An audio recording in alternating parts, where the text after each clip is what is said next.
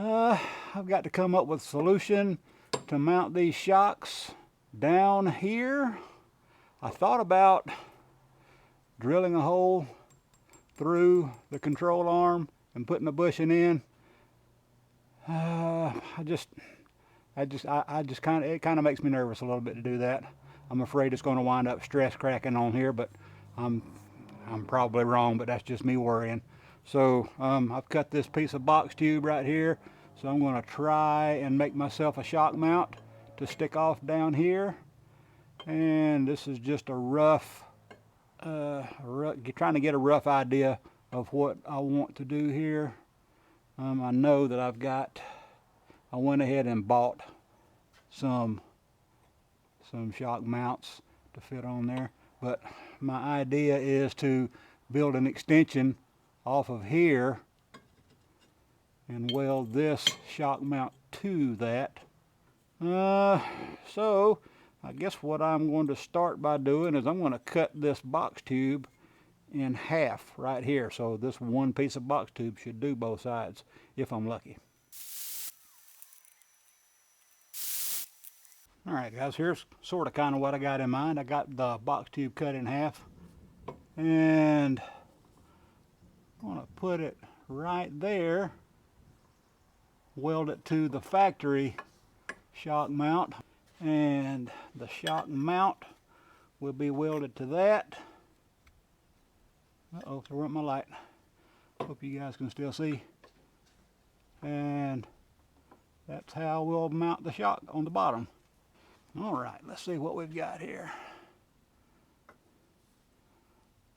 You know, I believe that'll work. That will... Oh crap, dang it. I ain't gonna be able to get a bolt through there. What you doing, babe? I am modifying my design that I had from earlier in this video. I'm going to move this shock mount over on the bracket so I'll have enough room for the head of a bolt or a nut between the shock mount and the lower control arm. So the one thing that I was not thinking of a while ago was if this will clear the back side of the tire. I'm pretty sure it will, but I knew it would clear it with this in the original position. So let me turn the wheel. Oh boy.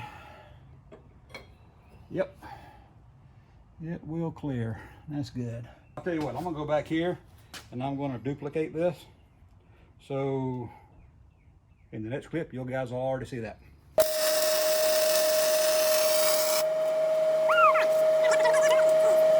You want me to show it? I would rather you not, but I did. Hey, people gotta see you're human. Oh, good Lord. Hell, they know I'm human. Shit, they know I ain't no welder. Good Lord. I should have known better. As soon as I heard it, I should have stopped. But, you know what? I didn't. I'll have to grind that out.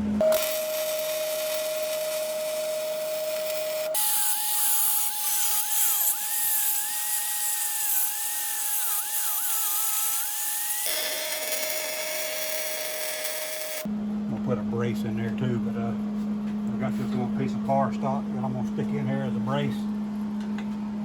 Somehow or another, I'll get it in there. Stop looking at my boogers.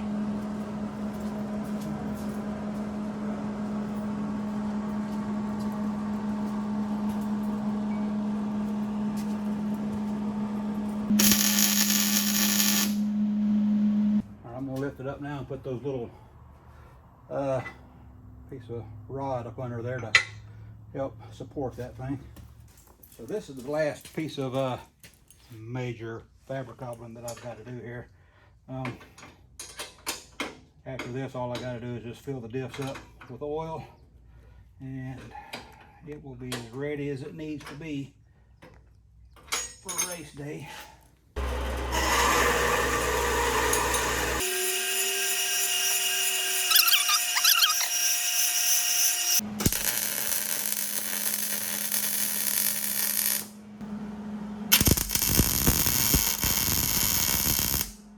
It ain't perfect, but I think they'll work. And here's the little braces I was welding in. It's just a simple little piece of rod to the back side of the shock mount over to the lower control arm mount. Pretty simple. All right, guys, it's been a couple of weeks since the race day. I didn't film the rest of this video because I was in a hurry trying to get the Jeep ready to go, and I just wanted to report back and say that the shock mounts held up fine. They took some serious abuse with the shocks bottoming out in the front, slamming down, and you can see they held up just fine.